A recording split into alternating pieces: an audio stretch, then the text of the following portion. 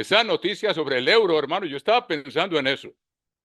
Yo le digo, el señor Trump usa la fuerza de una forma que ofende, ustedes bien saben, y él no se da cuenta que está acabando la tumba de la economía americana. Eso y poniendo aranceles tan altos y jugando con eso, pues me da temor porque uno conoce la profecía. Y lo más seguro es que el euro, o quién sabe qué otra medida, pero va a ser una moneda europea. Y a su debido tiempo la marca de la bestia. O sea que no va a haber necesidad de tener nada en efectivo, sino estar registrado de que ya adoramos la bestia, la imagen de la bestia, ya estamos registrados y nos tiene una cuenta personal a cada uno, hermanos. La tecnología ya está lista y basta con mostrar con la mano y ya aquí en el Whole Foods uno puede pagar con la mano, hermanos. Eso ya está. O sea que nos estamos acercando paso a paso y el señor Trump no se da cuenta que haciendo América, Let's Make America Great Again, de nuevo está acabando la tumba de Estados Unidos, hermanos. Tal vez muy arriesgado lo que estoy diciendo, pero nosotros conocemos la profecía y el vacío que va a dejar la caída de la economía de este país y el reemplazo del dólar por otra moneda va a ser llenado por Europa, que está ya lista. Y una de las principales garantías que tiene los que tienen comercio, tratados de libre comercio con Europa son tratados sin impuestos, hermanos. Todo lo contrario. Europa tiene tratados de comercio prácticamente con todo el mundo. Faltan unos pocos países. Y son, según entiendo, son tratados de libre comercio, o sea, un intercambio de mercancías que no va a necesitar pagar impuestos, hermano. O sea que eso va a producir al mismo tiempo, a pesar de que el enfoque de ahora es mientras más cobre impuestos, pues más dinero le está entrando al país. Pero resulta que lo que vamos a ver es lo contrario, hermano. Y todo el mundo va a querer ser parte de eso. Y para nosotros va a ser una tentación y que Dios nos ayude a tener discernimiento, hermanos queridos, porque se está acercando el fin de esta era y debemos estar preparados, hermanos queridos. Así que es un gusto estar aquí y le doy la bienvenida a nuestro querido don Osvaldo y a doña Cristina.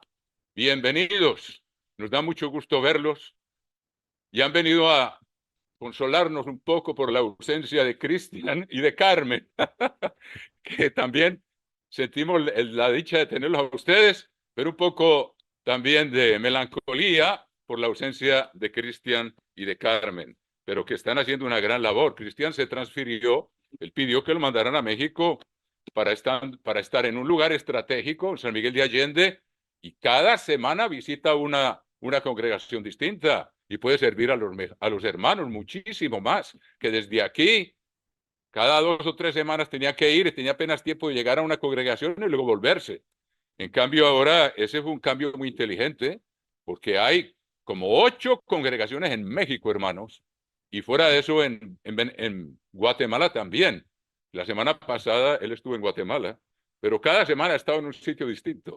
O sea que está aprovechando al máximo el transfer que él pidió, que la sede le permitiera irse a vivir a México. En San Miguel de Allende está prácticamente en el centro de toda, cuando ustedes miran las distancias de las congregaciones, que son muchas en México, ha habido mucho crecimiento.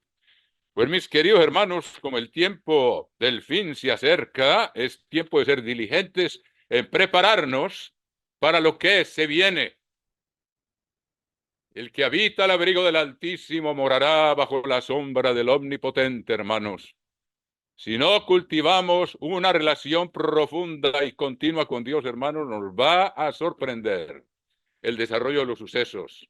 En cambio, si tenemos una relación con Dios, tendremos una paz que nadie nos puede quitar y no temeremos nada. Pero eso depende de cada uno, hermanos. La semana pasada di un sermón en la sede de la iglesia y expliqué un asunto que ha sido un poco de controversia, no va a demorar mucho en él, pero dice, los elegidos, por ejemplo, los milagros que va a haber, podrán engañar si posible fuera, son palabras de Cristo, a los elegidos. O sea que un elegido no puede ser engañado, pero eso no quiere decir que no pueda caer en la tentación de comprometer sus creencias por salvar su pellejo si está débil espiritualmente, hermano. Y seguro va a ocurrir eso. Y el apóstol Pablo al respecto nos menciona lo siguiente, que lo puedo usar ahora mismo, hermanos, esa frase tan importante que está en la segunda epístola a Timoteo, capítulo 1 y versículo 6. Le dice el apóstol Pablo ya, esta carta la escribió poco tiempo antes de morir como mártir en Roma. Capítulo 1, versículo 6 de la segunda epístola del apóstol Pablo a Timoteo. Por lo demás te aconsejo que avives. Si ustedes alguna vez han prendido una hoguera, pues hay que avivarla porque la leña se va acabando y la hoguera se va apagando. Pues la queremos mantener viva y que está echando leña, hermanos. Y hay una ley interesante en el capítulo 6 del Levítico, no voy a ir allá, y ya lo hemos estudiado en el pasado, de que el fuego en el altar nunca se debe apagar, hermanos. Hay que mantenerlo encendido. Se encendía la ofrenda de la tarde, que es la oración nuestra, por la tarde, y toda la noche el fuego seguía ardiendo. Y por la mañana el sacerdote se levantaba antes de que se apagara el fuego a echarle más leña, hermanos queridos. A mí me tocó vivir esa experiencia físicamente cuando vivía en San Diego, California, vivía por allá en las montañas y no había calefacción central.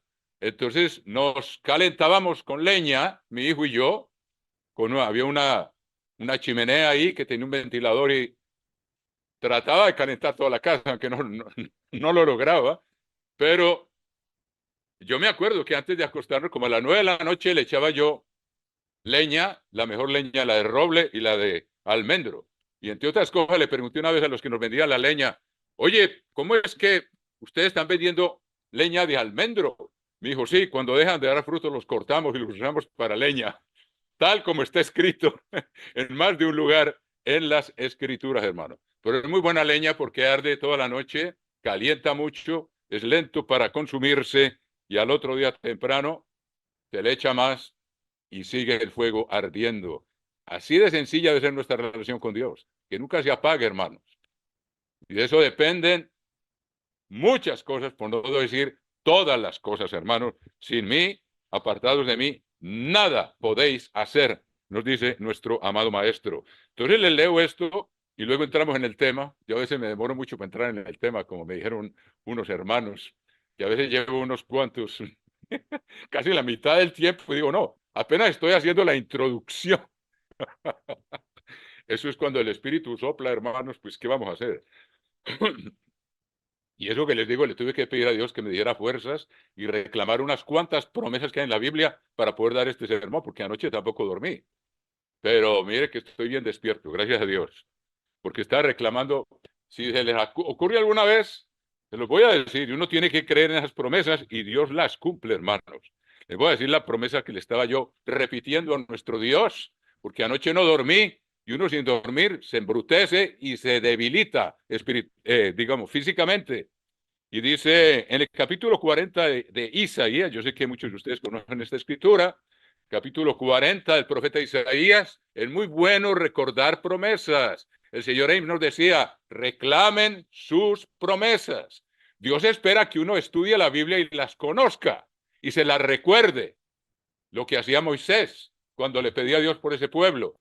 Le usaba las mismas palabras que Dios había usado antes y las usaba para recordarle a Dios, pero Señor, tú has dicho, en fin, le recordaba cosas. Hay muchos ejemplos, ahorita no recuerdo uno concretamente, pero en el capítulo 40 del libro de Isaías, versículo 28, les digo para qué, porque todos en este mundo nos agotamos, hermanos, nos cansamos, y Dios responde cuando uno cree. Y dice en el capítulo 40 de Isaías, versículo 28, ¿no has sabido?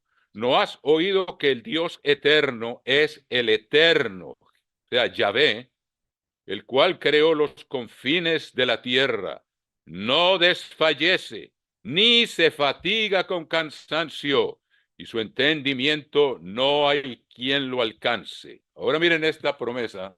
Yo me la sé de memoria porque con frecuencia en los viajes, y ustedes bien saben, y si uno no duerme bien para presentarse ante la congregación, hermano, es una responsabilidad muy grave y uno tiene que darle al pueblo el alimento y dárselo bien presentado. En el versículo 29 dice, Él da esfuerzo al cansado. Oiga, esto es una promesa y es cierto, yo la estoy viviendo ahora mismo. Él da esfuerzo al cansado y multiplica las fuerzas del que no tiene ningunas. Así me sentía yo esta mañana, hermano, cuando me levanté. Dije, Dios mío, ¿cómo voy a hacer yo para hablarle a tu pueblo? Pues tú me lo has asignado, yo no lo pedí. Te lo pido, por favor, de ti depende. Oiga, y me lo respondió. Dice, los muchachos se fatigan y se cansan. Los jóvenes flaquean y caen. Pero los que esperan al Eterno tendrán nuevas fuerzas. Levantarán alas como las águilas. Correrán y no se cansarán. Caminarán y no se fatigarán. O sea que ahí tenemos promesas para reclamar y muy bueno. Puedo leer otras cuantas. Un día podemos ver un estudio. Promesas que debemos recordar que Dios hace, pero Él quiere que uno, como dice, no solo de pan vivirá el hombre, sino de toda palabra que sale de la boca de Dios. De eso vive uno. Y esta mañana yo viví pidiendo, reclamando esto. Y está funcionando. Y lo doy gracias a Dios, hermanos. Ahora, lo que quería hablarles hoy es un tema que ya hemos tratado antes, pero recuerden una cosa, hermano, nosotros estamos siendo juzgados ahora, día tras día y noche tras noche. Veámoslo en la primera epístola del apóstol Pedro, en el capítulo 4, vamos a leer eso, hermanos queridos. Primera epístola del apóstol Pedro, capítulo 4. Y otras cosas, me perdió la Biblia donde tengo todas mis notas. Y la quiero como a mis zapatos viejos. Una vez dije eso yo en Pasadena y se ofendieron los hermanos. Y dije, bueno, no se me ofendan, un momentico les leo Efesios 6, calzados los pies con el apresto del Evangelio de la paz. Entonces, no, no estoy ofendiendo a Dios. Lo que pasa es que los zapatos viejos ya se le acomodan a uno al pie y uno ya se acostumbró a ellos. Y aquí yo esa Biblia la tengo anotada por todos lados y me sirve de mnemotecnia cuando me olvida algún versículo y no sé qué pasó, la dejé al terminar el servicio, me tocó dar el sermón la semana pasada y la dejé ahí cerca donde yo me siento y después la fui a buscar y no estaba. Y yo sí ando con dos Biblias. Cuando me toca dar el sermón en inglés, llevo la Biblia en inglés y llevo la otra en español, que yo me acuerdo dónde están las escrituras. ¿Ya la encontraron? Ah, pero hubo que dar un anuncio a escala nacional casi. Yo dije, alguien la buscó como buen samaritano, pero me está causando un gran perjuicio. Bueno, hermanos, leamos aquí en qué estamos nosotros ahora. El apóstol Pedro dice, no cuatro, ya ves, me faltó la marquita ya que yo tenía. Primer epístola del apóstol Pedro, yo sé que está en el capítulo 4. Aquí está, en el capítulo 4, versículo 17. 4:17, nosotros, hermanos, Jesucristo, a Él le fue dado el juicio. Y Él está sentado allá arriba, hermanos, y nos está observando. Él nos llamó, nos limpió del pescado, del pecado con su propia sangre. Por medio de Él, Dios nos mandó el Espíritu Santo y Dios nos está mirando cada día a ver qué estamos haciendo con lo que hemos recibido, hermanos. Si estamos preparándonos cada día para la labor que nos tiene preparada. Hermanos, es cuestión ya de unos pocos años, porque ya uno ve, y vamos a hacer más estudios sobre profecía, de ver, y eso que acabamos de oír, que el euro, ustedes van a ver, el dólar se va a caer, hermanos. Y la deuda de este país, los trillones y trillones y cuatrillones de dólares que debe, pues se va a hundir en el abismo económico, hermanos. Y va a surgir el gigante europeo, la séptima restauración del Imperio Romano, y ellos van a llenar el vacío que va a dejar Estados Unidos, porque gran parte de los países dependen comercialmente de este país. Pues el señor Trump ha decidido utilizar, yo diría un poquito, no voy a insultar al pobre señor Trump, hay que respetarlo, pero tiene cosas muy buenas, pero otras que no. Y entonces tal vez abusa un poco del poder que tiene la economía americana. Pero eso parece tener los días contados. La gente se siente humillada y se siente a veces impedida de poder mandar sus productos aquí y están buscando una salida, hermanos queridos, y eso ya es a escala mundial. En el capítulo 4, versículo 17 de la primera epístola del apóstol Pedro dice, porque es tiempo de que el juicio comience por la casa de Dios. ¿Cuál es la casa de Dios? Iglesia del Dios viviente, columna y baluarte de la verdad. No solo nosotros, sino todos los grupos que todavía guardan las fiestas, guardan el sábado y tienen el testimonio de Jesucristo, son la iglesia de la Odisea. Algunos se sentirán heridos por oír eso. Ahora tampoco nosotros podemos pensar, bueno, porque yo estoy aquí, ya tengo el espíritu de Filadelfia que me califica para ser protegido. No sabemos, hermanos. La labor nuestra es esforzarnos día tras día, pero es un hecho que ahora conviven el remanente de Filadelfia y la iglesia de la Odisea, hermanos queridos, donde como Laodicea, el pueblo decide, cada uno hace lo que bien le parece, y ellos empiezan por elegir sus propios líderes, hermano, y darles periodo presidencial como si estuviéramos en este mundo, hermano. Cuando Dios muestra que Él elige un líder y Él es capaz de mantenerlo hasta el fin, hermano. De otra manera es dudar del poder de Dios. Y lo hemos visto vivir en esta iglesia. Dios mantuvo al señor Armstrong hasta el fin. Y luego alguien me dijo alguna vez, bueno, ¿y al señor Meredith quién lo nombró? Le dije, Dios lo nombró. Sí, ¿y usted cómo sabe? ¿Qué dice la Escritura? Por sus frutos los conoceréis. El que no lo distinga es porque está ciego, pero tiene los frutos. ¿Y hasta dónde lo mantuvo Dios? Hasta el fin. Y ahora nosotros no votamos por el señor Weston. Todo el Consejo de Ancianos estábamos de acuerdo. Nadie votó, nadie se opuso. Era evidente que tenía los frutos.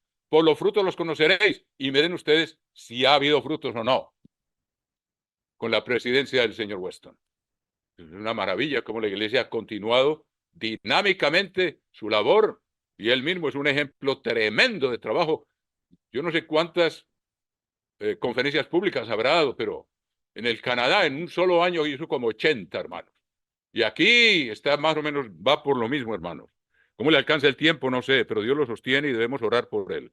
Porque es tiempo de que el juicio comience por la casa de Dios. Él nos está mirando ahora, hermanos, a ver qué hacemos día tras día. ¿Mantenemos el fuego encendido o de pronto por ahí nos acordamos? Oramos cada día, mañana y tarde. ¿O no somos diligentes, hermanos? ¿Estudiamos esta palabra?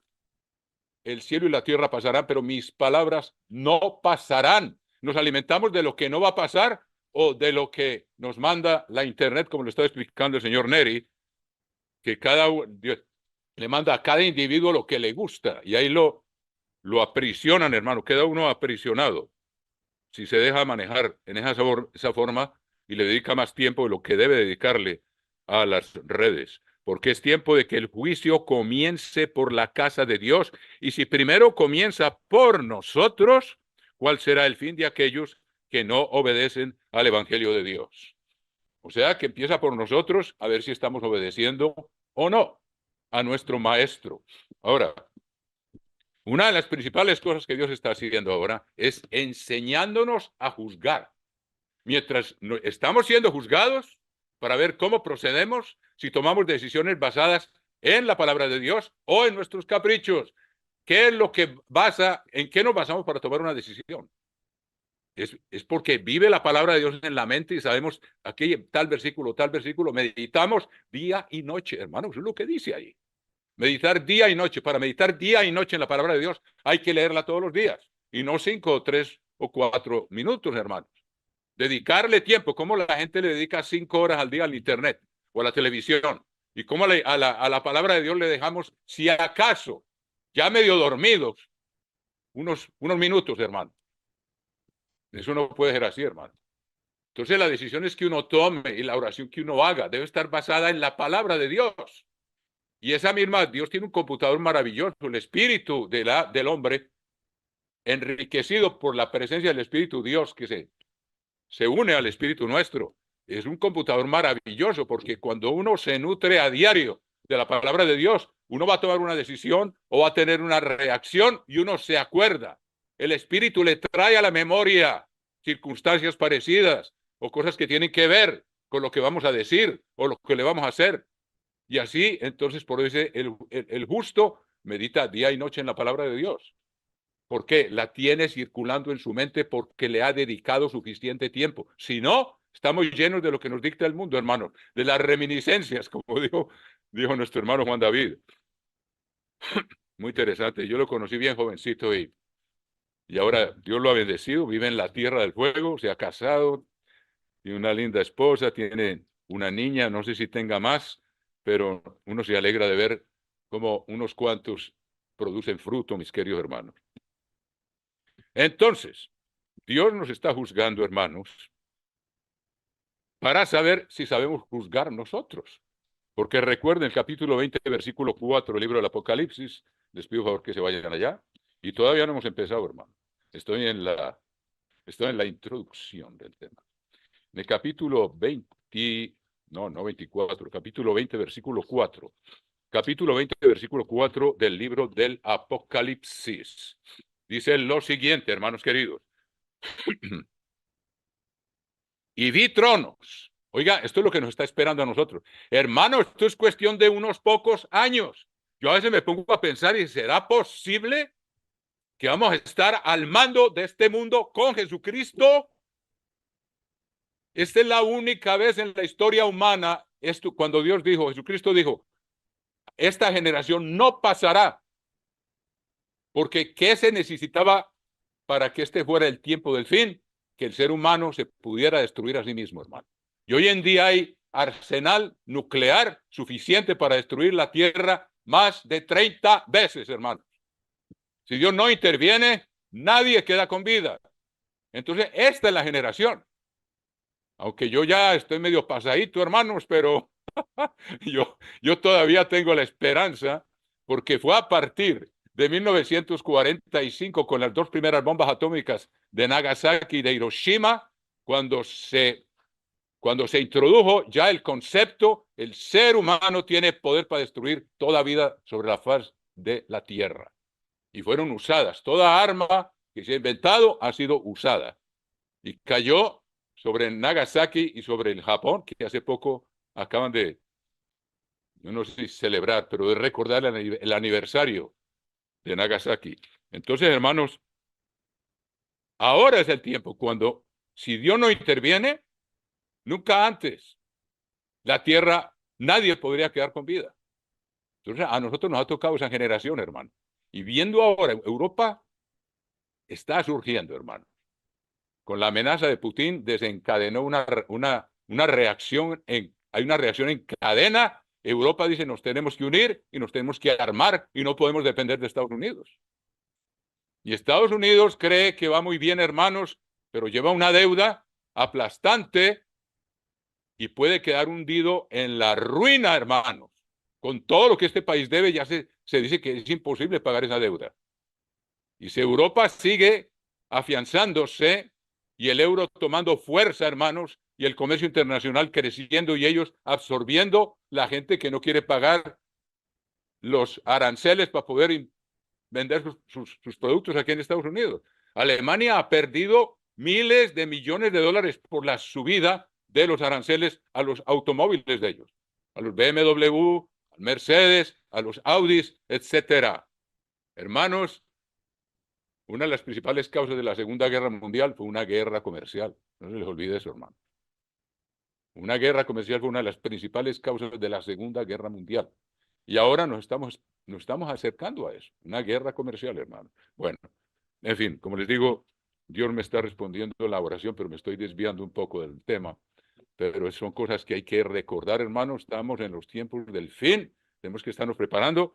Y Dios, entonces, está dándonos el material que necesitamos para sentarnos en tronos y juzgar al mundo. Mire, 24, ¿qué dice Apocalipsis?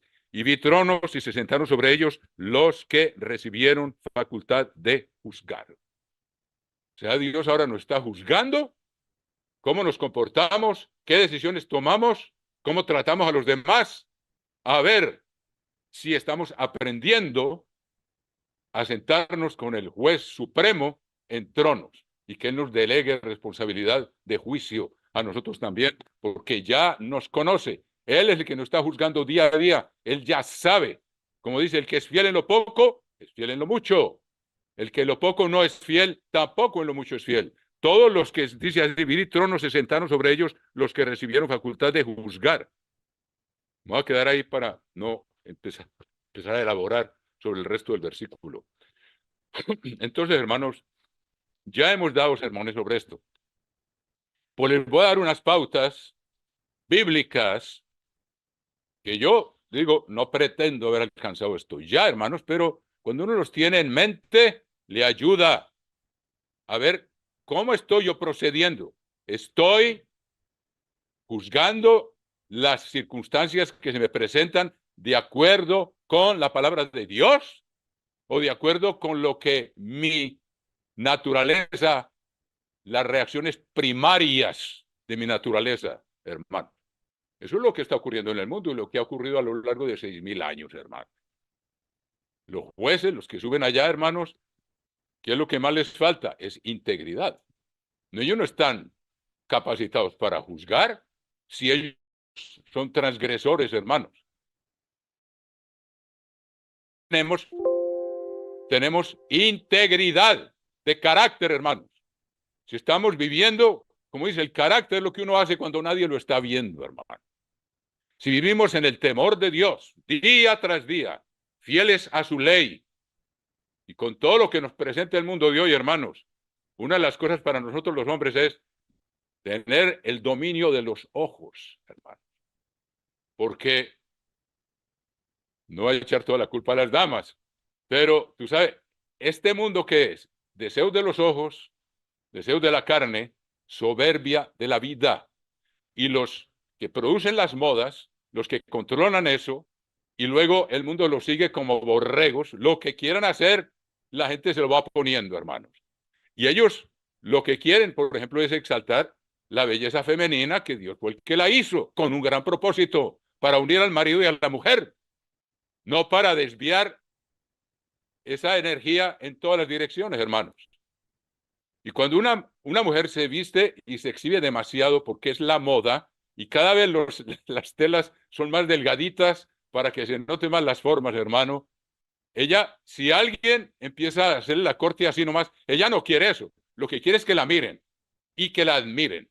No solo que la miren, sino que la admiren, porque esa es la soberbia de la vida.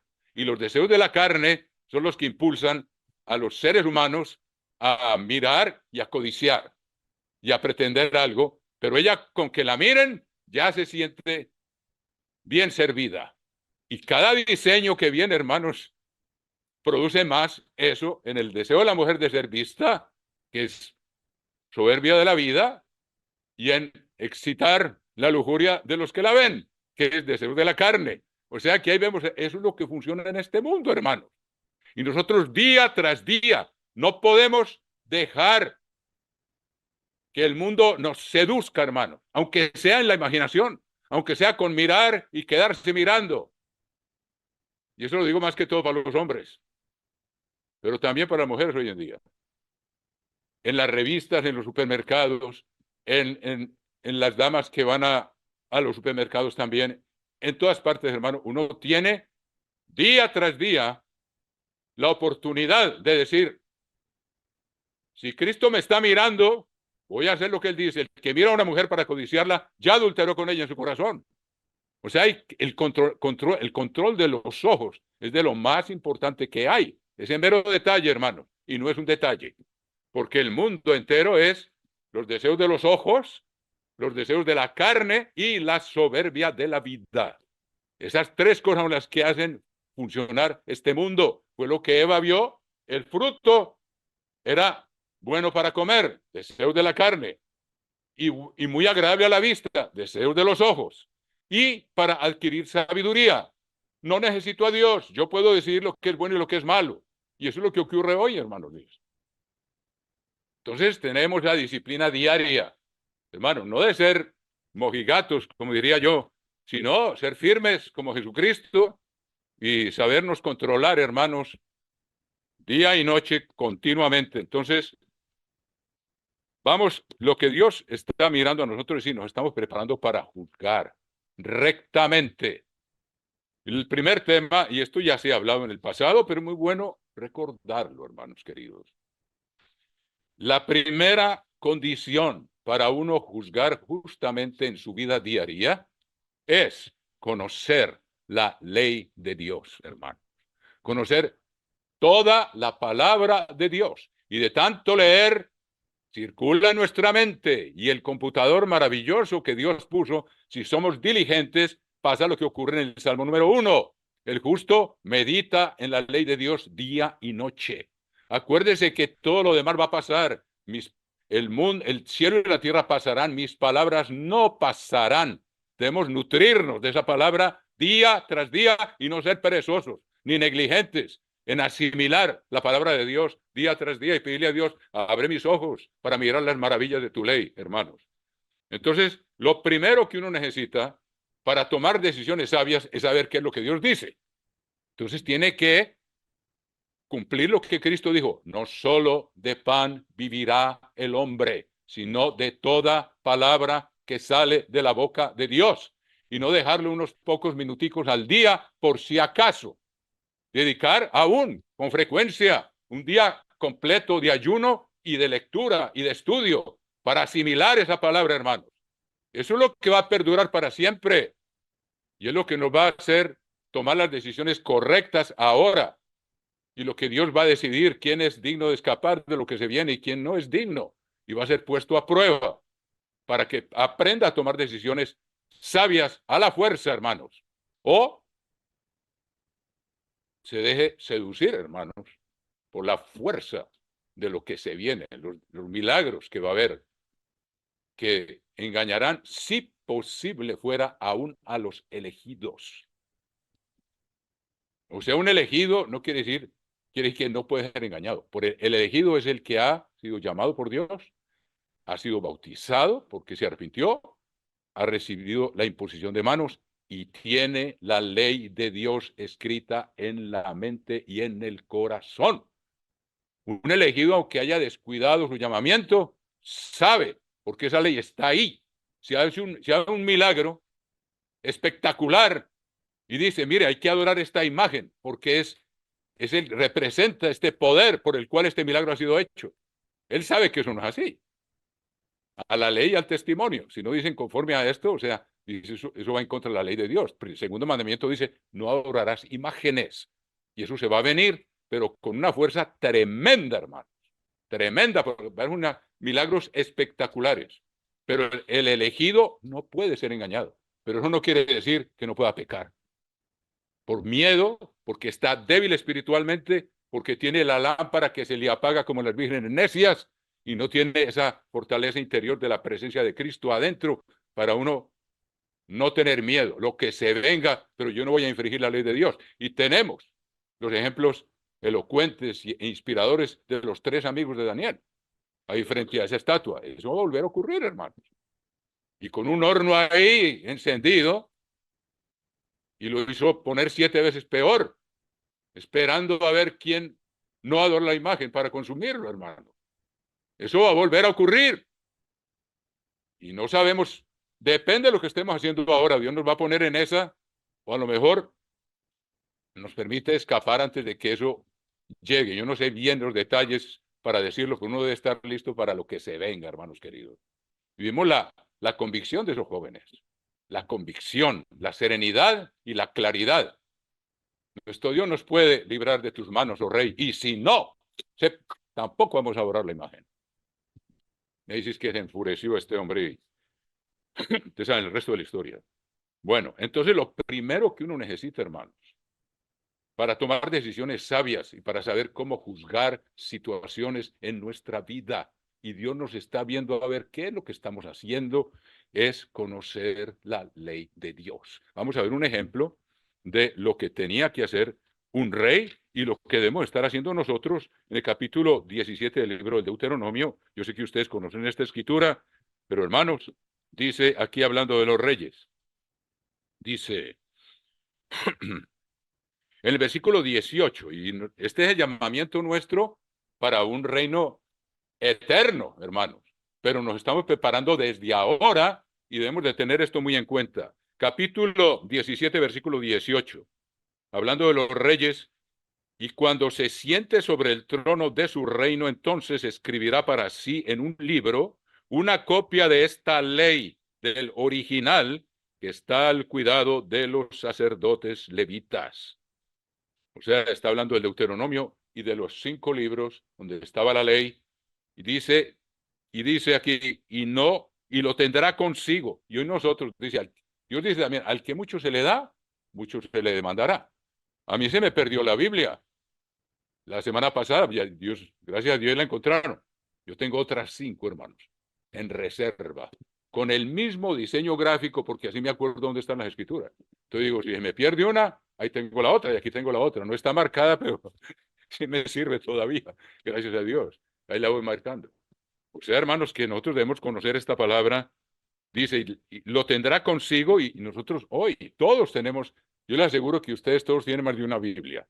Y al que mucho se le da, mucho se le exige. En esos tiempos, hermanos, en los tiempos en que se escribió esto, y en los tiempos de Jesucristo, tener una copia de la ley, tenía que contratar un escriba que se consideraba un técnico especializado, contratarlo y pagarle sueldo de tiempo completo por un año entero para que le hiciera una copia de la ley de Dios, hermano. O sea, era casi imposible. Jesucristo le decía a la gente, oísteis que fue dicho, porque ellos no tenían una Biblia en mano.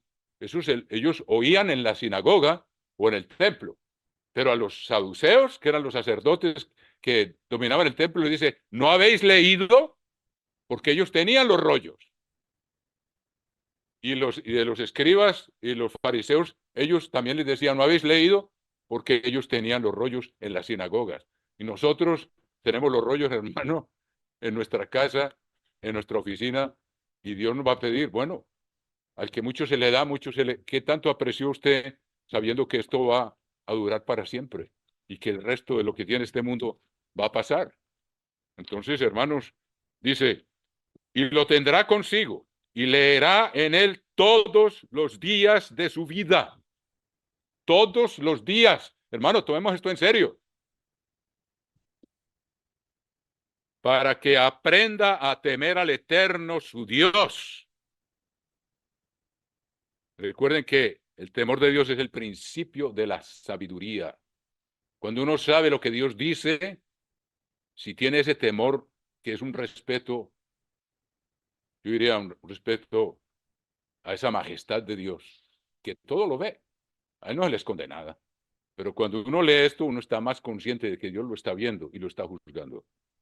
Y dice, y lo tendrá consigo y leerá en él todos los días de su vida para que aprenda a temer al Eterno, su Dios. Temer es respetar a Dios. Tener esa, no sé, como una reverencia, sabiendo que Él nos está viendo en cualquier momento, hermanos queridos. Y ese es el principio de la sabiduría, pero es el principio nomás. Porque eso es lo que a uno lo impele a buscar, a pensar, ¿qué dice Dios con respecto a esto?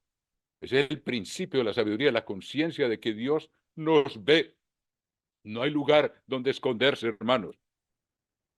Para guardar todas las palabras de esta ley y estos estatutos para ponerlos por obra, para que no se eleve su corazón sobre sus hermanos. O sea, porque el rey no quiere decir que va a estar por encima de los demás. Es como nosotros como ministros somos tan hermanos de ustedes y ustedes nuestros hermanos, nosotros no debemos estar en un pedestal, sino cumpliendo una función que Dios nos dio, un servicio que Dios quiere que hagamos, hermanos. Para que no se eleve su corazón sobre sus hermanos, ni se aparte del mandamiento a diestra ni a siniestra. Los reyes, a ellos no les importaba lo que las leyes de ellos decían, ellos hacían lo que bien les parecía. Pero en el sistema de Dios, el rey está tan sujeto a la ley de Dios como cualquiera, como el más pobre, como la viudita de pobre, donde quiera que esté, está igualmente sujeto a esa ley el rey. Y si falla, y usted ve en la historia del rey David, él falló y Dios le aplicó la ley. ¿Cómo se la aplican? Ahora, en el caso de él, David tenía el Espíritu de Dios. O sea que Dios no lo mató, pero sí le dio consecuencias de lo que había hecho, hermanos queridos. Así como a nosotros hoy Dios no nos ejecuta. Él tiene paciencia y nos da tiempo para que cambiemos y nos arrepintamos y perseveremos en hacer el bien. Para que no se eleve su corazón sobre sus hermanos, ni se aparte del mandamiento a diestra ni a siniestra, a fin de que prolongue sus días en su reino, él y sus hijos en medio de Israel. Lo mismo para nosotros. El que obedece la ley de Dios, ¿qué dice? Se prolonga la vida de esa persona. El que honra a padre y madre es el primer mandamiento con promesa, pero todos tienen promesa. Cuando ustedes buscan bien, y es promesa de una larga vida. O sea que tiene frutos maravillosos, pero tiene uno que ser diligente para saber qué decisiones toma y estar seguro. Y si no está seguro, pedir consejo para saber uno cómo procede en su vida diaria, hermanos queridos. Lo segundo que uno necesita, lo primero entonces no se olviden, conocer la ley de Dios, como quien dice, conocer la palabra de Dios. Y para eso es necesario leerla todos los días. Dedicarle tiempo, hermanos. Lo demás va a pasar. Esto no va a pasar, hermanos. Y el mundo va a ser regido de acuerdo con estas leyes. Todas las leyes de los países, las constituciones de los países, todo va a desaparecer, hermano. La constitución va a ser esta. Los 10 mandamientos estaban escritos en tablas de piedra. ¿Y dónde le dijo Dios a Moisés que pusiera esas tablas de piedra? En el arca. ¿Y el arca qué era? Encima, el trono de Dios. Ya está visualmente el fundamento del gobierno de Dios son los 10 mandamientos y sus ramificaciones. Y eso es lo que va a regir al mundo entero. No, la Constitución dice esto, la Constitución dice aquello. Nada. Aquí está la Constitución. Y ha sido concebida desde la eternidad. Porque la Biblia dice también, la palabra de Dios es eterna, hermanos, y sus leyes. Entonces debemos ser diligentes, mis queridos hermanos. Entonces, lo segundo es, una vez que uno estudia, y aún antes de estudiar, es pedir sabiduría. ¿Qué hizo Salomón? Vamos a repetirlo, ustedes todos lo saben, pero es muy bueno repetirlo. Salomón hizo lo que David le había dicho que hiciera, porque vemos en el capítulo 4 del libro de los Proverbios, escritos por Salomón, miren ustedes lo que dice aquí.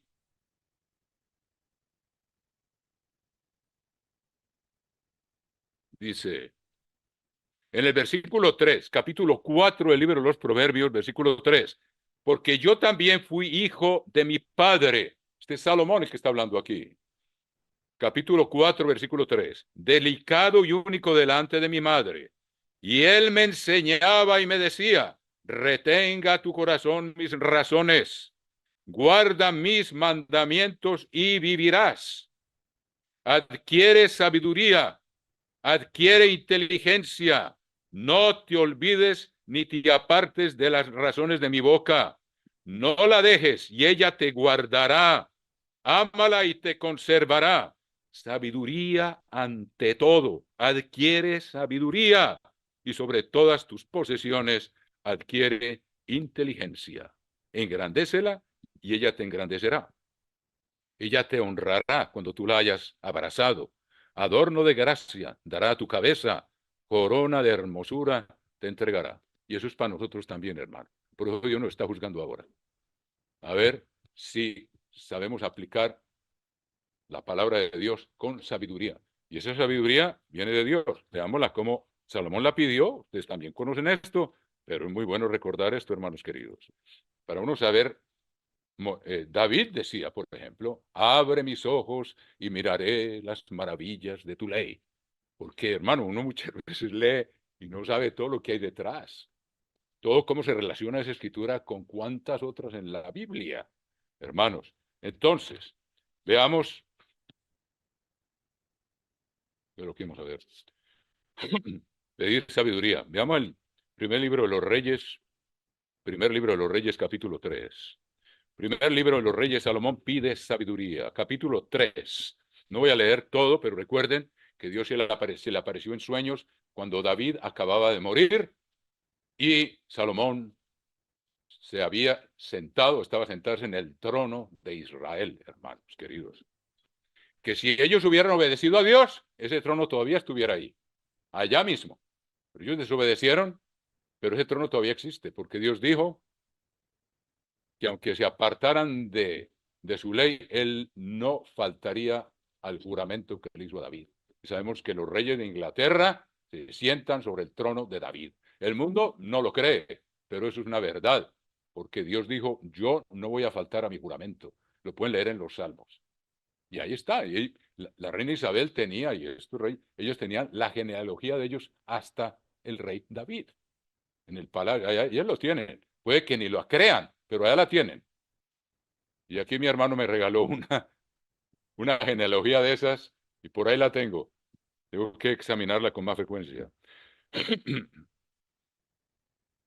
Entonces, veamos el capítulo 3 del libro de los Reyes.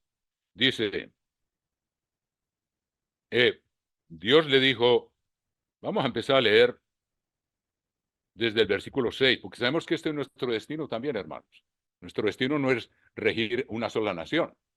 Nosotros vamos a regir ciudades y tal vez naciones enteras, basados en esta ley, y desde ahora la tenemos que estar aprendiendo, hermanos, y aprendiendo a aplicarla. Dice capítulo 3 del primer libro de los Reyes, versículo 6. Y Salomón dijo, tú hiciste gran misericordia a tu siervo, porque Dios le dijo, al final del versículo 5 dice, pide lo que quieras que yo te dé. Qué maravilla, hermano.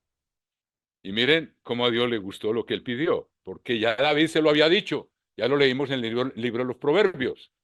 Ante todo, sabiduría. Y vamos a ver cómo la define aquí Salomón y Dios. Y Salomón dijo, versículo 6 del capítulo 3 de Primeros Reyes, tú hiciste gran misericordia a tu siervo David, mi padre, porque él anduvo delante de ti en verdad, en justicia y con rectitud de corazón para contigo, y tú le has reservado esta tu gran misericordia en que le diste hijo que se sentase en su trono, como sucede en este día. Ahora pues, el eterno Dios mío, tú me has puesto a mí, siervo, por rey, en lugar de David, mi padre. Y yo soy joven, y no sé cómo entrar ni salir. Y tu siervo está en medio de tu pueblo, al cual tú escogiste, un pueblo grande que no se puede contar, ni numerar por multitud. Da pues a tu siervo corazón entendido para juzgar a tu pueblo. Esto lo hemos estado pidiendo nosotros ahora. Aunque no tengamos un pueblo a nuestro alrededor, tal vez tenemos hijos, hermanos, o tenemos gente a nuestro cargo. Saber cómo juzgar. Da pues a tu siervo corazón entendido para juzgar a tu pueblo y para discernir entre lo bueno y lo malo. Porque ¿quién podrá gobernar este tu pueblo tan grande? Y agradó delante del Señor que Salomón pidiese esto. Pues ya su papá se lo había dicho. Lo leímos en el capítulo 4 de Proverbios. Sabiduría ante todo. Pídela. Busca sabiduría. Y sabiduría es discernimiento. Saber cómo aplicar la ley, hermanos. Y agradó delante del Señor que Salomón pidiese esto. Y le dijo Dios, porque has demandado esto. Y no pediste para ti muchos días, ni pediste para ti riquezas, ni pediste la vida de tus enemigos, sino que que demandaste para ti inteligencia para oír juicio. He aquí, lo he hecho conforme a tus palabras. He aquí que te he dado corazón sabio y entendido, tanto que no ha habido antes de ti otro como tú, ni después de ti se levantará otro como tú. Pero Dios le advirtió, versículo 14, y si anduvieres en mis caminos, guardando mis estatutos y mis mandamientos, como anduvo David tu padre, yo alargaré tus días. Sabemos que Salomón no perseveró, fue en contra de lo que Dios le dijo. No vamos a analizar eso ahora, pero es una lección para nosotros. No estoy yo aquí para juzgar a Salomón, pero nos sirve esa experiencia, pero no es el tema de ahora. O sea que debemos pedir sabiduría, hermano. Y las bendiciones, cuando Dios, en el capítulo 2 de Proverbios dice, por ejemplo, es una maravilla esto, hermano. Capítulo 2 de Proverbios, miramos allá. Aquí me podía quedar puede ser todo un sermón acerca de lo que es la sabiduría. El capítulo 2 de Proverbios, hermanos, dice, Versículo 1, Proverbios 2, 1. Hijo mío, si recibieres mis palabras y mis mandamientos, guardares dentro de ti, haciendo estar atento tu oído a la sabiduría, si inclinares tu corazón a la prudencia, si clamares a la inteligencia y a la prudencia dieres tu voz, si como a la plata la buscares y la escudriñares como a tesoros, entonces entenderás el temor del Eterno. No me diga, hermano. Yo creo que la introducción no se va a contar aquí, hermano. Bueno, y hallarás el conocimiento de Dios, porque el Eterno da la sabiduría y de su boca viene el conocimiento y la inteligencia. Sí, hermanos, que no temamos pedir a Dios que nos dé discernimiento cuando leemos su palabra y que aprendamos a aplicarla. Una cosa es conocer y otra es aplicar. Conocer por sí mismo es conocimiento. Conocimiento aplicado, según la voluntad de Dios, es sabiduría. Es la gran diferencia. Hay mucha gente que tiene mucho conocimiento, pero no tiene sabiduría. En cambio, hay que conocer, porque dice que hay que estudiar la palabra de Dios, pero hay que pedir sabiduría para saber cómo se aplica, mis queridos hermanos. Y ese es nuestro futuro, y desde ahora Dios quiere que lo estemos practicando. Vamos a ver otro, no me voy a alargar tanto. Dice, hay una cosa muy importante para juzgar justamente y que a todos nos pasa, hermano. Miren el capítulo 18 del libro de los Proverbios, hermano. Capítulo 18 del libro de los Proverbios dice lo siguiente. 18 de los Proverbios, hermano, y esto lo digo yo por mi experiencia propia también, que he fallado en esto. Y por lo general todos fallamos. Dice 18:17. Justo parece el primero que aboga por su causa, pero viene su adversario y le descubre. Hermanos, cuando uno le toca contar, le pasó alguna cosa y, bueno, lo reprendieron o lo suspendieron o lo que sea, hermano. Y a uno le pregunta, ¿pero qué pasó? Y uno cuenta su historia, hermanos, y uno la va adornando de a poquitos, y hay cosas que no dice, y hay otras que las arregla, y entonces la persona dice, ay, pero qué injusticia, hermanos. Y eso ocurre con frecuencia, y lo digo por experiencia, hace poco tuvimos que tomar una decisión con respecto a alguien, y claro, como hoy con las redes sociales, hermano, la gente se comunica, ay, que te suspendieron, pero ¿cómo va a ser? Entonces empezó a contar su historia y luego empiezan a comentar con los demás. No, eso es una injusticia, pero ¿cómo hacen eso con una persona? No es posible. Están oyendo un solo lado de la historia, hermano. Y a nosotros nos pasa. Yo me acuerdo cuando el doctor me ordenó, me dijo, Mario, nunca tomes una decisión habiendo oído solamente un lado de la historia. Siempre busca el otro lado de la historia. Esa es una forma de aplicar la sabiduría, porque tenemos nuestra naturaleza humana. Y yo no me siento exento de eso. A uno le pregunta, bueno, ¿y por qué te pasó eso? ¿Por qué te arrepentieron? ¿O por qué te suspendieron? O lo que sea. ¿O por qué te quitaron de la lista de dar sermones? Entonces uno cuenta la historia desde el punto de vista de Dios. Esa es nuestra naturaleza, hermano. Pero si a uno le toca enterarse bien del asunto, porque a veces es mejor no meternos. Me acuerdo un cura en un pueblo por allá de Colombia que en aquellos tiempos, como decía alguien, decía, pues los que vivimos en otro tiempo, nada más que nuestro hermano Juan David, estamos entrando a la misa de la tarde, hermano, y puso un aviso en la entrada, dijo, Dios mío, ¿qué haré para no meterme en lo que no me importa? Y eso, todo el mundo tenía que leer ese aviso. O sea, uno muchas veces es mejor no meterse uno en lo que no le importa, pero ponerse a hacer comentarios y pasarlos por las redes, publicando, no, pues que con fulano o con fulana, miren la injusticia que cometieron. Y hoy, habiendo oído un solo lado de la historia, si tenemos algo que decir, mejor no lo digamos, y si lo tenemos que decir, averigüemos primero cuál es el otro lado de la historia. Y ahí entonces tenemos una visión objetiva. Pero hermano, esto lo hacemos, lo digo por mí mismo, y procuro corregir eso en la iglesia, y con mucha frecuencia, hermanos.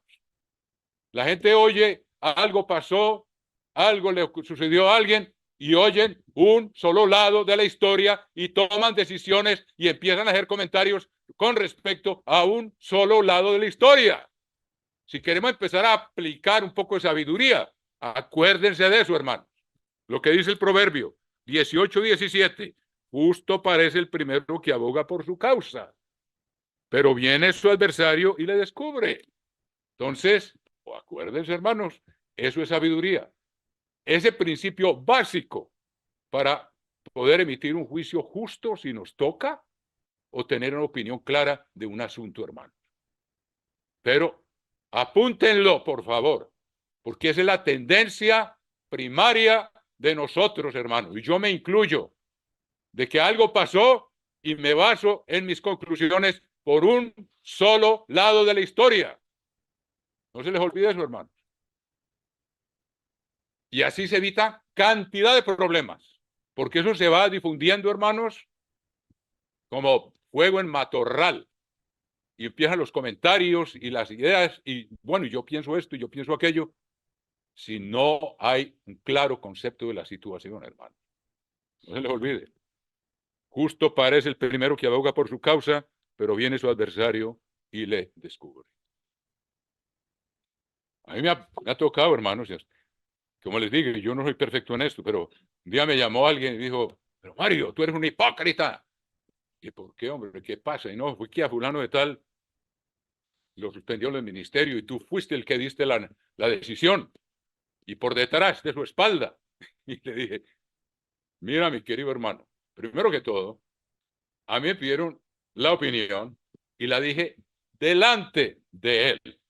Y pregúntale, delante de él, con todo respeto, le dije cuál era mi opinión, porque estaba oyendo ambos lados de la historia, una discusión que tuvimos en algún país de cuyo nombre no quiero acordarme, una gran discusión con respecto a esta persona. Yo dije, yo no lo dije por detrás. A mí me preguntó el jefe, ¿usted qué opina de esto, Mario? Y estábamos oyendo dos opiniones ahí estaban las dos. Entonces yo di mi opinión, y no voy a decir cuál es, y el señor Weston decidió que estaba de acuerdo conmigo, pero yo me gané un regaño de otra persona que oyó la historia, un soldado de la historia. Le dije, yo no lo dije a espaldas de él, pregúntale a él. Se lo dije de frente, con respeto, pero se lo dije. ¿Cuál era el problema? Según lo que yo había observado. Pero, en fin, como les digo, no crean que yo no he fallado en esto, porque sí he fallado, pero es tiempo de aprender, hermanos, a saber juzgar. Otro principio. Bueno, no tomar soborno. Eso es importantísimo, hermanos. Ustedes saben, los políticos suben allá y quienes les han dado millones de dólares, hermanos, para mejorar su campaña. Pues ahí está. Tiene que gobernar de acuerdo con los intereses de las personas que han dado millones de dólares para fomentar la campaña y la elección de esta persona. Y no puede tomar decisiones en contra de ellos, o si las toma, pero ya. Entonces, vea lo que dice Dios con respecto al soborno. Y yo sé que la elección de nuestro presidente aquí, con todo respeto, había ahí unos cuantos multimillonarios en primera fila, recibiendo honores cuando él estaba dando su discurso de posesión, gente que había contribuido a su campaña con mucho dinero, hermano.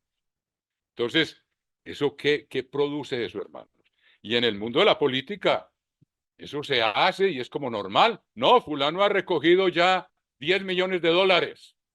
Le dan, la gente que tiene intereses da el dinero para saber qué puede sacar a su conveniencia. Eso no lo van a decir nomás. Veamos el libro del Deuteronomio, hermanos, lo que Dios advierte con respecto a eso. Y dice aquí en el capítulo 16 del libro del Deuteronomio, dice, vamos a mirar aquí las instrucciones para administración de la justicia. Veamos capítulo 16, versículo 18 del libro del Deuteronomio, mis queridos hermanos. Dice, jueces y oficiales pondrás en todas tus ciudades que el Eterno tu Dios te dará en tus tribus, los cuales juzgarán al pueblo con justo juicio, no tuerzas el derecho, no hagas acepción de personas. Y esto lo vamos a ver en un momento, que este es otro.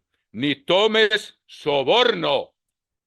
Hermano, en este mundo, ¿cómo van a funcionar las cosas si casi todos los políticos suben con ayudas enormes? Eso se convierte en soborno, hermano. Y mire lo que pasa. Y esto es una operación matemática espiritual. Dice, no tuerzas el derecho, no hagas acepción de personas, ni tomes soborno, porque el soborno ciega los ojos de los sabios y pervierte las palabras de los justos.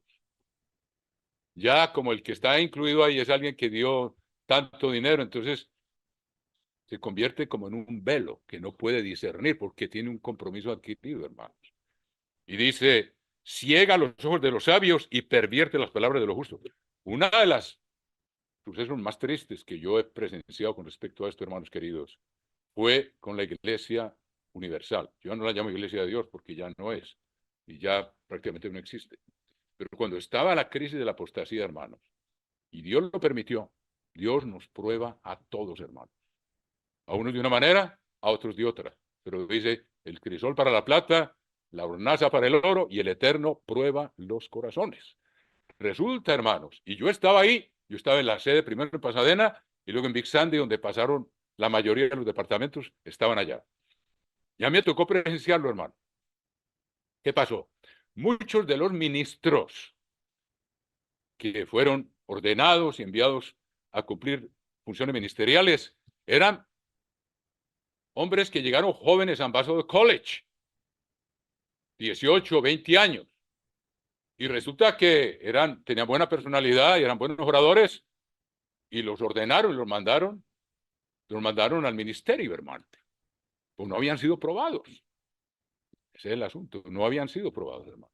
Entonces, ¿qué pasó? Cuando llegó la apostasía, Dios permitió que el control de la bolsa, o sea, del dinero, en ese entonces le entraban a la iglesia más de 200 millones de dólares al año, hermano. Poco durante los últimos años del señor Armstrong y después siguió ese flujo de dinero. Pero los que quedaron con el poder de la bolsa empezaron a aceptar la apostasía, hermano, a cambiar de dirección.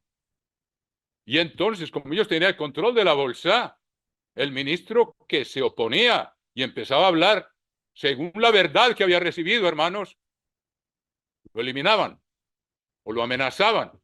Entre ellos el señor Weston. ¿Por qué está él aquí? Cuando él vio lo que estaba pasando, y yo lo sé que así fue, allá en Kansas City, era una de las congregaciones más grandes que había, como 300 personas. Cuando él vio que estaban presionando a los ministros para que aceptaran las falsas doctrinas,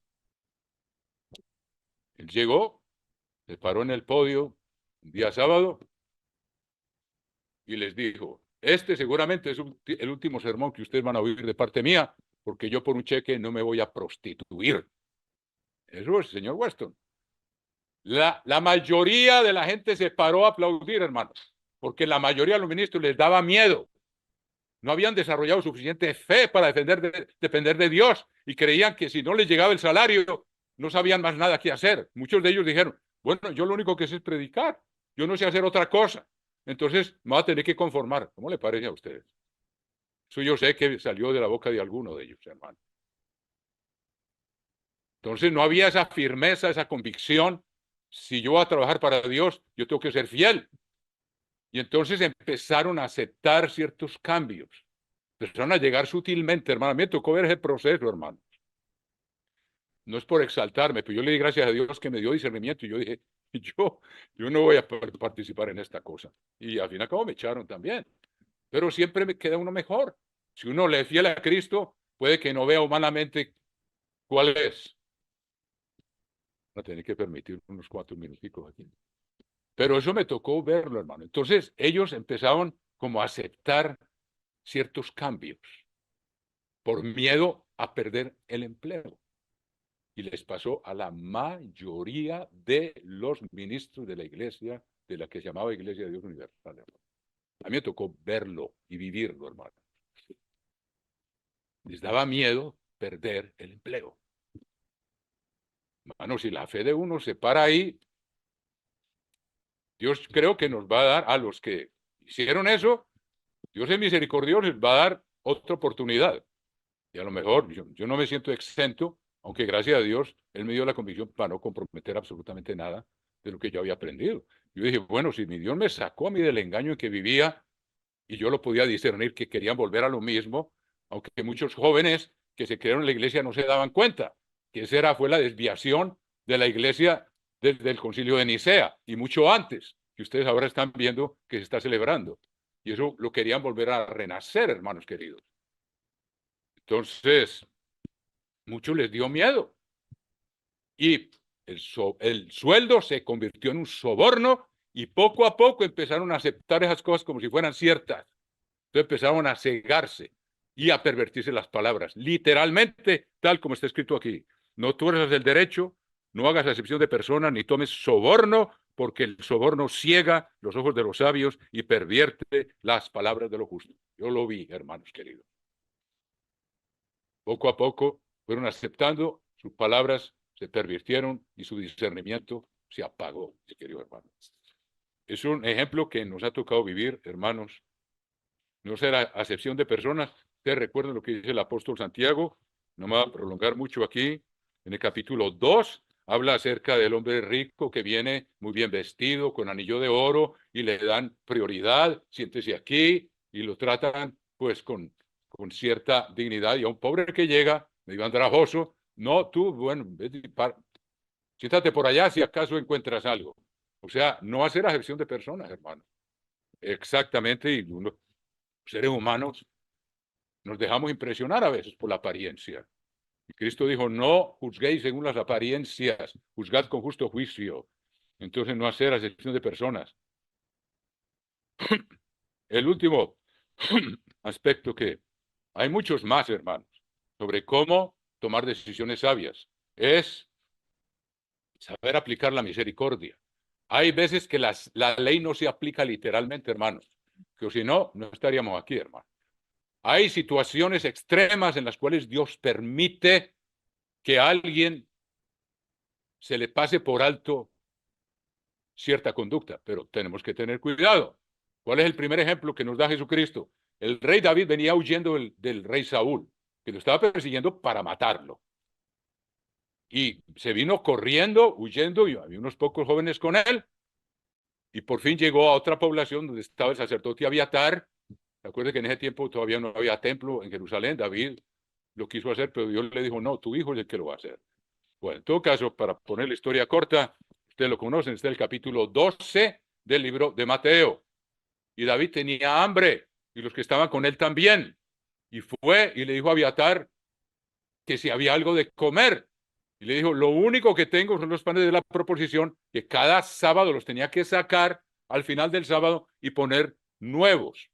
Entonces le dio los que había sacado, que no era lícito. Cristo mismo dijo, léalo en el capítulo 12, lícito quiere decir según la ley, únicamente los sacerdotes podían comer ese pan que se retiraba de la presencia de Dios al terminar el sábado semanal, y luego se ponían nuevos panes.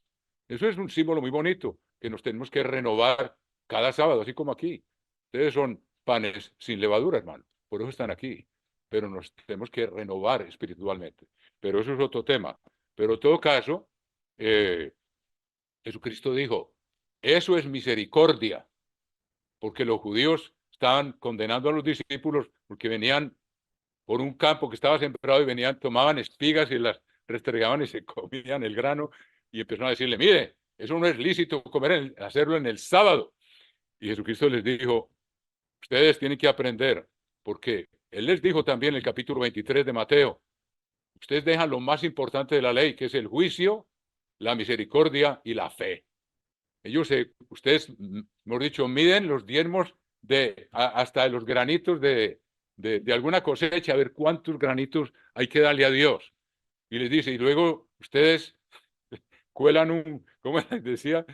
Cuelan un mosquito y se tragan un camello. O sea que ese discurso del capítulo 23 es arrollador, hermanos queridos. Entonces, Jesucristo les estaba diciendo que hay momentos en que hay que Y se los voy a resumir, porque ya no me quiero pasar mucho, porque tengo jefe allá que me dijo que no me pasara. Pero aquí, por misericordia, me voy a pasar un poquito, porque este último aspecto es muy importante. Aprender cuándo se aplica la misericordia. Cuando una persona, por ejemplo, puede faltar el día sábado. ¿En qué circunstancias? Y saben algo muy interesante. Hay tres ejemplos que les voy a dar. El uno fue cuando David llegó y había terminado el sábado, acaban de sacar esos panes y el sumo sacerdote le dijo, bueno, si sus vasos están limpios, o sea, ceremonialmente, hacía más de 3 días que estaban huyendo y no voy a entrar en detalles, pero le dijo, te los puedo dar. Pero el que tomó esa decisión no fue David, fue el sumo sacerdote. O sea, uno no puede llegar, bueno, yo me voy a aplicar la misericordia. No voy a ir no voy al sábado porque estoy muy cansado o cualquier cosa. En cada caso hay una autoridad superior que decide cuándo se aplica. El otro en el capítulo, entonces el sacerdote le dio los panes que según la ley, eso se llama misericordia, únicamente los sacerdotes podían comer.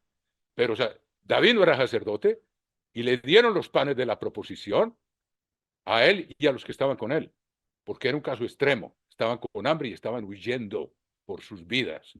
Entonces el sacerdote les permitió, pero hubo una autoridad superior que tomó la decisión. No le toca a uno decidir cuándo.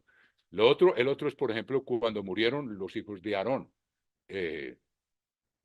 Abiú y los dos hijos mayores de Aarón, cuando fueron consagrados sacerdotes, pues estaban felices porque tenían esos trajes para hermosura y dignidad, que habían sido ungidos como sacerdotes, y se fueron y seguro se pusieron a celebrar y tomaron más de la medida y sacaron fuego por allá de otra parte, porque el fuego que estaba frente al altar, frente al tabernáculo, un fuego que Dios había encendido él mismo. Cayó fuego del cielo y encendió las víctimas.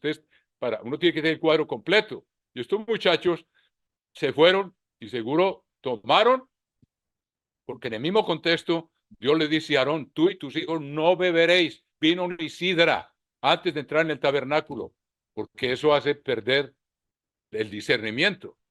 El alcohol hace perder el discernimiento. Y los muchachos fueron y tenían incensarios y le echaron fuego. Por allá hay una hoguera que alguien había encendido, a alguien se le había ocurrido y vinieron y se metieron a ofrecer el incienso en la presencia de Dios, hermano. Entonces Dios los fulminó para que aprendamos a respetar, hermano querido. Si Dios no hace nada por nuestro propio mal, las cosas no nos van a salir bien, pero uno tiene que respetar la dignidad de nuestro Dios creador, hermano. Y eso es una lección muy importante. Ahora, ¿qué pasó? Ese día los sacerdotes tenían que comer el sacrificio por el pecado. El sacrificio por el pecado fue Jesucristo. Por el hecho que el sumo sacerdote se lo comía, quiere decir que él como que desempeñaba el papel de Cristo. Era una visión. Todos esos rituales tienen un propósito, apuntar a Jesucristo. Y Aarón dejó que ese sacrificio por el pecado, creo que era un macho cabrío, se quemó. Y Aarón no se lo comió. Y entonces Moisés dijo, ¿qué pasó con el sacrificio? ¿Por qué no se comieron el sacrificio por el pecado si es una ofrenda santísima? Porque representa a Cristo, que vino a pagar por todos los pecados de nosotros. Y Aarón le explicó y le dice, pues, en resumidas cuentas, porque los dos hijos de él murieron ese mismo día. Y Moisés le dijo, no te rasgues los vestidos y empiezas a lamentar, porque es como echarle la culpa a Dios, mejor dicho. Moisés no lo dijo, pero eso es lo que significa. Entonces Aarón le dijo, pero mira lo que me ha pasado hoy, perdió 2 hijos. Y Moisés se dio por satisfecho. Moisés comprendió, era un caso extremo de una emoción, él no podía, tampoco podía haberse puesto a llorar y a rasgarse los vestidos, ni nada de esas manifestaciones de duelo. Le dijo, no, te quedas aquí adentro, no puedes hacer ninguna manifestación, porque uno entiende, es como echarle la culpa a Dios. Cuando los muchachos cometieron un error gravísimo, iba a meter un fuego ajeno allá a la presencia misma de Dios, cuando el fuego de los incensarios tenía que ser sacado del altar donde Dios había encendido el fuego. Eso fue lo que pasó en la Universal. Hubo muchachos que se metieron a aprender las doctrinas de este mundo y vieron y la metieron en el templo de Dios, que es la iglesia de Dios. Cometieron el mismo pecado. Entonces, ese es otro ejemplo. Y también cuando Ezequías celebró la Pascua, él invitó a algunos que quedaban, que no habían sido llevados todavía prisioneros por los asirios.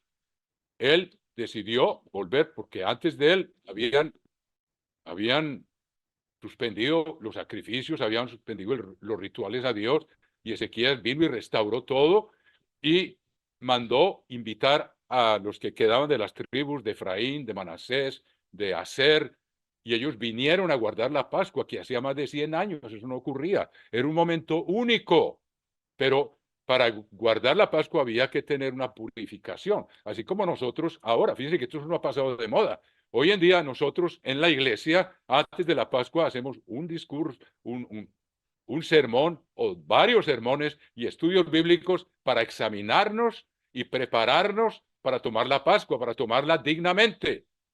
Y entonces había unos rituales que había que hacer y muchos no tuvieron tiempo porque se vinieron del norte, donde hacía decenas de años que no guardaban la Pascua, vinieron a Jerusalén, donde se estaba guardando, y tomaron la Pascua sin estar ceremonialmente purificado.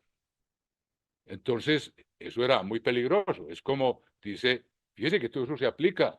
El apóstol Pablo le dice a los corintios que hay gente que estaba tomando indignamente la Pascua y muchos dormían, muchos estaban muertos prematuramente por no guardar la Pascua dignamente.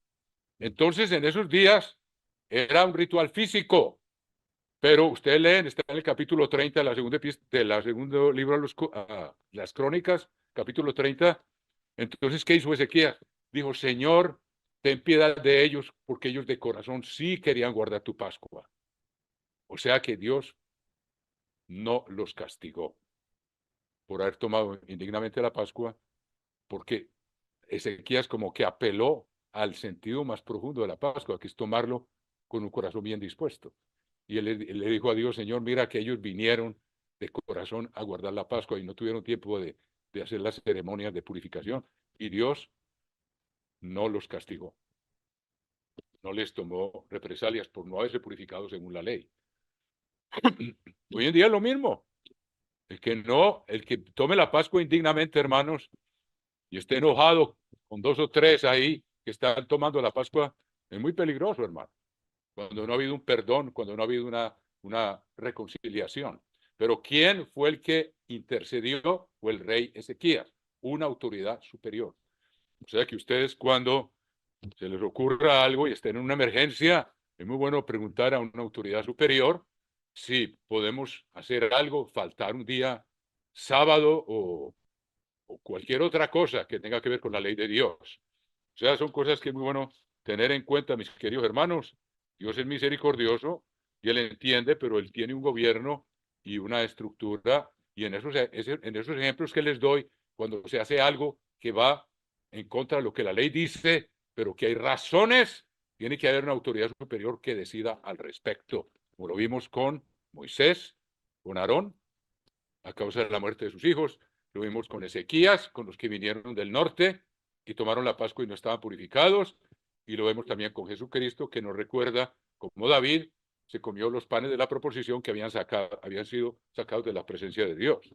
Entonces, son aspectos, hermanos, y hay muchos más de cómo debemos estar estudiando este libro, hermanos, y aprender cómo, así es como el gobierno va a funcionar dentro de pocos años, hermano.